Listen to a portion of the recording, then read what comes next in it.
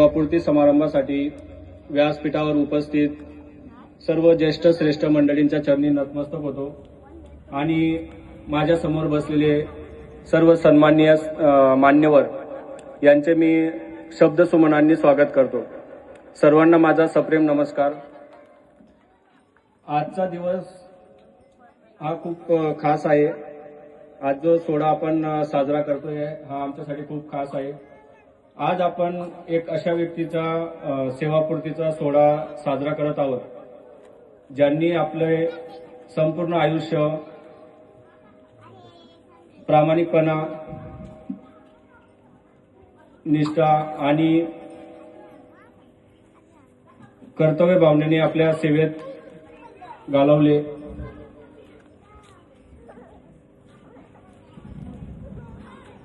आणि मला अत्यंत अभिमानाने सांगावेसे वाटते की ते म्हणजे माझे वडील, ज्यांनी आपल्या सेवेत तब्बल 35 वर्ष पूर्ण केलीत आणि या 35 वर्षाच्या कालखंडात त्यांनी बरेच चढ उतार बघितले, बरेच समस्यांना सामोरे गेले, पण या 35 वर्षामध्ये त्यांनी कधी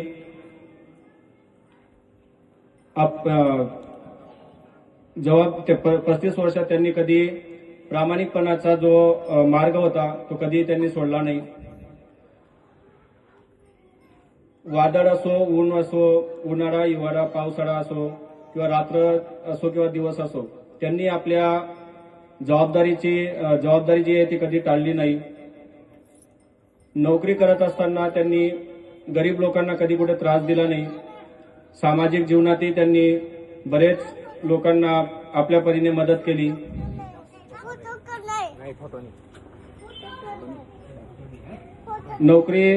त्यांनी फक्त नोकरी केली नाही तर एक आदर्श आमच्यासाठी निर्माण केलेला आहे। लहानपणी आम्हाला वाटायचे की पण ते आज कळतं की त्यांचे कष्ट हे आमच्या भविष्यासाठी होते। त्यांनी आम्हाला जे चांगले संस्कार दिले, प्रामाणिकपणा शिकवला आणि वडीलधाऱ्या मंडळींचा आदर करणं शिकवलं। हे त्यांचे संस्कार आम्हाला आयुष्यात नक्कीच प्रेरणा देत राहतील। पप्पांच्या संघर्षाला जर शक्ती मिळाली तर ती शक्ती म्हणजे माझी आई। पप्पांनी आयुष्यभर जंगल जपलं, पण आमचं घर, आमचं मन ते जपलं माझ्या आईने। आज सेवानिवृत्तीचा दिवस आहे, पण इथून एक नवीन अध्याय हा सुरू होत आहे आणि इथून पुढे ही वेळ आहे आता तुमच्या स्वप्नांची, तुमच्या आनंदाची आणि तुमच्या आरोग्याची।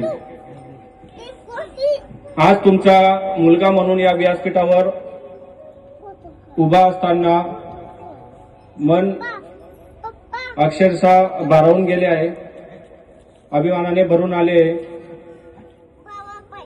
एक छोटीशी कविता मी सादर करतो आणि माझे 2 शब्द संपवतो। कष्टाच्या उन्हात आयुष्य घडवलं तुम्ही, वादळात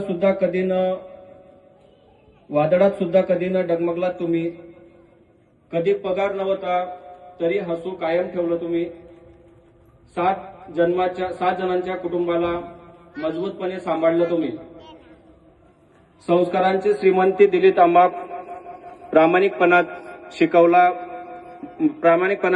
शिकवलं मोल आपाप। जंगल जपताना कुटुंबही जपलं, आमच्या भविष्याच्या स्वप्नांना मनात पेरलं। आज सेवा संपली तरी अभिमान कायम आहे, कारण आमचे वडील आमचे खरे हिरो आहेत।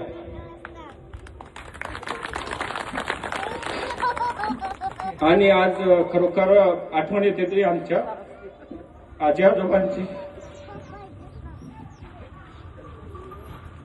आज ते असते तर खूप आनंदी झाले असते। धन्यवाद। एवढं बोलतो, माझे 2 शब्द.